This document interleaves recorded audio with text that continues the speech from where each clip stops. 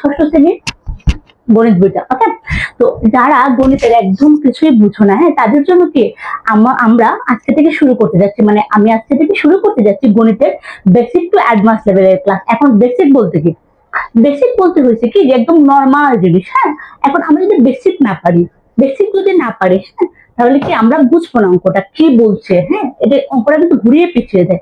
আমাদেরকে বেসিক থেকে অঙ্কটা বুঝতে হবে যে আমাদের এই অঙ্কটা কোথায় থেকে দিচ্ছে, আমাদের মানে কিভাবে এটা করতে হবে, একদম বেসিক থেকে আমাদের অঙ্ক বুঝতে হবে। ঠিক আছে, তো আজকে আমরা দেখবো বেসিকের কিছু অঙ্ক। ঠিক আছে, তার জন্য আমাদের বেসিকটা বুঝতে হবে। আমরা বেসিক থেকে ক্লাস শুরু করতে যাচ্ছি। হ্যাঁ, তো আমাদের এই ক্লাস প্রায় 60 থেকে 70টা হতে পারে, যেহেতু আমরা ষষ্ঠ শ্রেণী, সপ্তম শ্রেণী, অষ্টম শ্রেণী এবং নবম দশম শ্রেণী যেগুলো চাকরির পরীক্ষাতে রিপিটলি প্রশ্ন করছে এবং একদম বেসিক থেকে প্রশ্ন করছে। চাকরির পরীক্ষাতে কিন্তু গণিত আহামরি কঠিন প্রশ্ন করে না। হ্যাঁ, আমরা বেসিক দুর্বল, তার জন্য আমরা কি অঙ্ক পারি না। তো আমরা কি করবো, আজকে থেকে আমরা প্রথমে আমরা ষষ্ঠ শ্রেণীর বই থেকে শুরু করতে যাচ্ছি।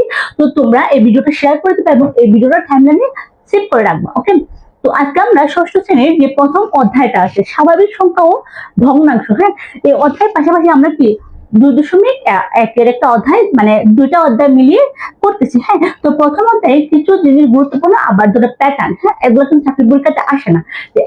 এখানে দেখো প্রথম অধ্যায় আছে কি যে প্যাটার্ন থেকে ধরে, এগুলো কি চাকরির পরীক্ষাতে আসে না। ঠিক আছে, তো আমরা কি করবো, আজকে আমরা জাস্ট বেসিক থেকে শুরু করবো এবং আমরা আগে জাস্ট এটা একটু বুঝি। স্বাভাবিক সংখ্যা, সরি, যারা প্রাচীনকালের যে প্রাচীনকাল থেকে যে আমরা গণনা করতো, প্রাচীনকালে মানুষরা যে গণনা করতো, তাদের জন্য কি তারা কি স্বাভাবিক। আচ্ছা, প্রথমে দেখবো আমরা স্বাভাবিক সংখ্যা। ওকে, এখানে দেওয়া আছে স্বাভাবিক সংখ্যা। তো স্বাভাবিক সংখ্যাটা কি যে এক থেকে একদম আনলিমিটেড, এগুলো কি স্বাভাবিক সংখ্যা। এক থেকে আনলিমিটেড এগুলো কি স্বাভাবিক সংখ্যা।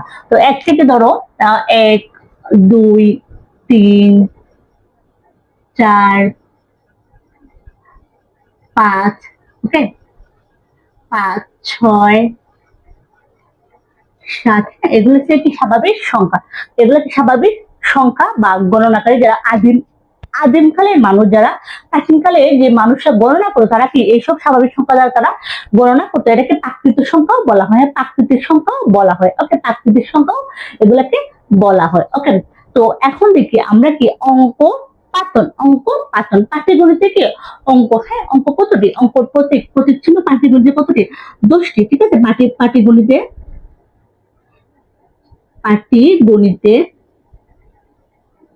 হ্যাঁ অঙ্ক প্রতীক কতটি, প্রতীক কি 10টি। ওকে, পাটিগণিতে প্রতীক কতটি, প্রতিটি হচ্ছে 10টি।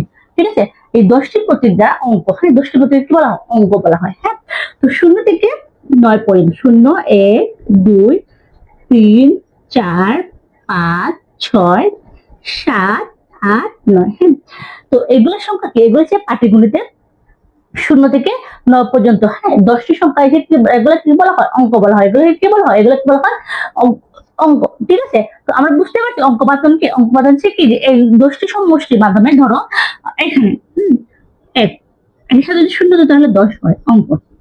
ঠিক আছে, এর সাথে আমরা 0 দিই তাহলে এটা কি 10 হবে, এটা কি বলা হয়, অঙ্ক বলা হয়। এগুলো হচ্ছে অঙ্ক। ঠিক আছে, তো এখন আমরা কি জানবো, মৌলিক ও যৌগিক সংখ্যা। মৌলিক ও যৌগিক সংখ্যা। ঠিক আছে, তো মৌলিক ও যৌগিক সংখ্যা আমরা কি বুঝি,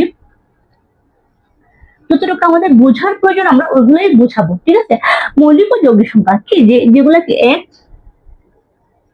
এবং ওই সংখ্যা দ্বারা, ধরো এখানে 3, ওকে, 3টা কি 1 এবং 3 ধারা কি এটা বিভক্ত, মানে এটা ভাগ করা যায়, 1 এবং 3 ধারা ভাগ করা যায়। এবং 1 এবং ওই সংখ্যা দ্বারা যেগুলা বিভাজ্য, এগুলোকে বলা হয় মৌলিক সংখ্যা। 1 এবং ওই সংখ্যা দ্বারা যেগুলো ভাগ করা যায়, এগুলো কি মৌলিক সংখ্যা। 1 এবং ওই সংখ্যা দ্বারা যেগুলো ভাগ করা যায়, এগুলো কি মৌলিক সংখ্যা। ওকে, তো এখানে কি 1 এবং 3 দ্বারা ভাগ করা যায়, এগুলো কি মৌলিক সংখ্যা। এখন ধরো তোমরা এখানে 7, ঠিক আছে, 7 এবং 1 এবং 7 দ্বারা ভাগ করা যায়, এগুলো কি মৌলিক সংখ্যা। 1 এবং 7 দ্বারা ভাগ করা যায়, এগুলো কি মৌলিক সংখ্যা। যেগুলো কি 1 এবং ওই সংখ্যা দ্বারা ভাগ করা যায় বা বিভক্ত, হ্যাঁ, এগুলো কি মৌলিক সংখ্যা। এখন যৌগিক সংখ্যা, যৌগিক সংখ্যা ধরো 6।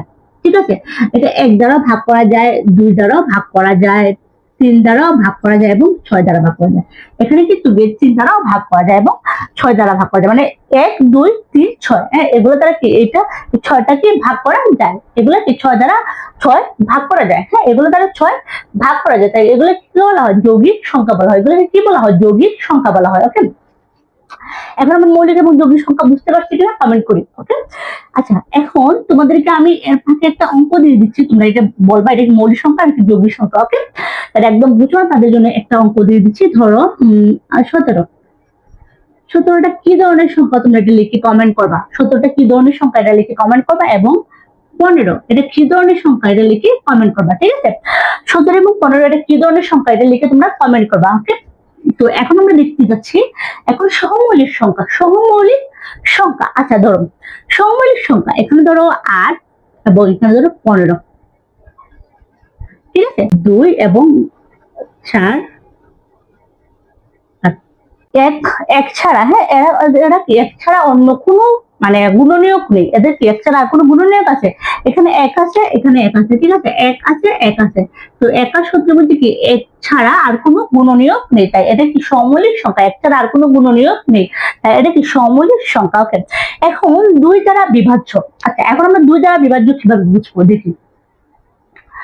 আমরা 2 দ্বারা বিভাজ্য কিভাবে বুঝবো, আচ্ছা আমরা দেখি কোন সংখ্যাটা 2 দ্বারা বিভাজ্য। আচ্ছা, আমরা যদি মনে করি আমরা যদি 0 2 4 6 8 এগুলা সংখ্যা যদি দশক স্থানে থাকে, ধরো ধরো এখানে লেখো 2890 একক স্থানীয় অঙ্ক থাকে। হ্যাঁ, এটা এখানে কি শূন্য আছে? শূন্য আছে। ঠিক আছে, তার মানে কি এটা শূন্য আছে, এখানে শূন্য আছে। ঠিক আছে, তো এটা কি, এটা হচ্ছে তার জোড় সংখ্যা। হ্যাঁ, 90 এটা কি জোড় সংখ্যা, 90 এটা কি জোড় সংখ্যা। হ্যাঁ, এগুলো যদি থাকে তাহলে বুঝতে পারছি 2 দ্বারা বিভাজ্য। এগুলো যদি থাকে একক স্থানীয় অঙ্ক, যদি এগুলো থাকে তাহলে এটা কি বলবা, 2 দ্বারা বিভাজ্য। এই সংখ্যাগুলো যদি একক স্থানীয় অঙ্ক থাকে তাহলে কি বলবা, 2 দ্বারা বিভাজ্য। একক এবং কি একক স্থানীয় সংখ্যা যদি থাকে তাহলে কি 2 দ্বারা বিভাজ্য। ওকে, তো এখন দেখি এখন আমরা বলছি যে 4 দ্বারা বিভাজ্য। তো 4 দ্বারা বিভাজ্য কি সংখ্যা থাকবে? 4 দ্বারা বিভাজ্য, 2 দ্বারা বিভাজ্য বুঝতে পারছি কিনা, এবং তোমরা কমেন্ট করবে যে এটা 2 দ্বারা বিভাজ্য কিনা। ঠিক আছে, এটা 2 দ্বারা বিভাজ্য কিনা তোমরা এটা কমেন্ট করবা। ওকে, তো আমরা দেখি এখন থেকে আমরা 4 দ্বারা বিভাজ্য। ধরো 1 8 2 এবং কি 6, এই দুটো সংখ্যার যোগফল যদি 4 দ্বারা বিভাজ্য হয়, এই দুটো সংখ্যার ধরো 4 এবং 6 এবং 2, 6 দিয়ে কত 8, 8টা কি 4 দ্বারা বিভাজ্য না? 4 দ্বারা তো বিভাজ্য, 4 2 8। ঠিক আছে, 4 দ্বারা ভাগ করা যায় 8টাকে। তো এই দুটো সংখ্যার যোগফল যদি 4 দ্বারা বিভাজ্য হয় তাহলে সংখ্যাটি কি 4 দ্বারা বিভাজ্য। দুটো সংখ্যার যোগফল যদি 4 দ্বারা বিভাজ্য হয় তাহলে কি 4 দ্বারা বিভাজ্য। দুটো সংখ্যার যোগফল যদি 4 দ্বারা বিভাজ্য হয়, এরকম যদি সংখ্যা ধরো এখানে আছে যে 1 2 5 এবং 3, এই দুটো সংখ্যার যদি যোগফল, এই দুটো সংখ্যা হচ্ছে 8, এই দুটো যদি যোগফল যদি কি 4 দ্বারা বিভাজ্য হয় তাহলে সংখ্যাটিকে 4 দ্বারা বিভাজ্য। সংখ্যাটিকে 4 দ্বারা বিভাজ্য, দুটো সংখ্যার যোগফল যদি 4 দ্বারা বিভাজ্য হয় এবং সংখ্যাটি তাহলে কি হবে 4 দ্বারা বিভাজ্য। ওকে, তো এখন দেখবো। ঠিক আছে, এখন আমরা 2 এবং কি 4 দ্বারা বিভাজ্যটা শিখলাম। এখন দেখবো আমরা 5 দ্বারা বিভাজ্য।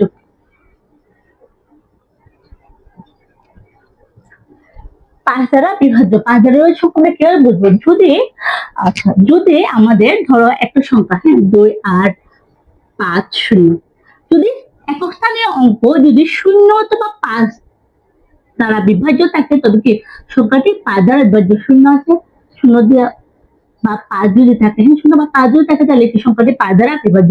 0 বা 5 যদি থাকে তাহলে কি সংখ্যাটি 5 দ্বারা বিভাজ্য। যদি একক স্থানীয় অঙ্কে 0 বা 5 থাকে তাহলে কি 5 দ্বারা বিভাজ্য। ঠিক আছে, ধরো 2 1 2 5 এবং কি 5, যদি একক স্থানীয় অঙ্ক 0 বা 5 থাকে তাহলে সংখ্যাটি কি 5 দ্বারা বিভাজ্য। তাহলে এখানে 5 আছে, মানে কি সংখ্যাটি 5 দ্বারা বিভাজ্য।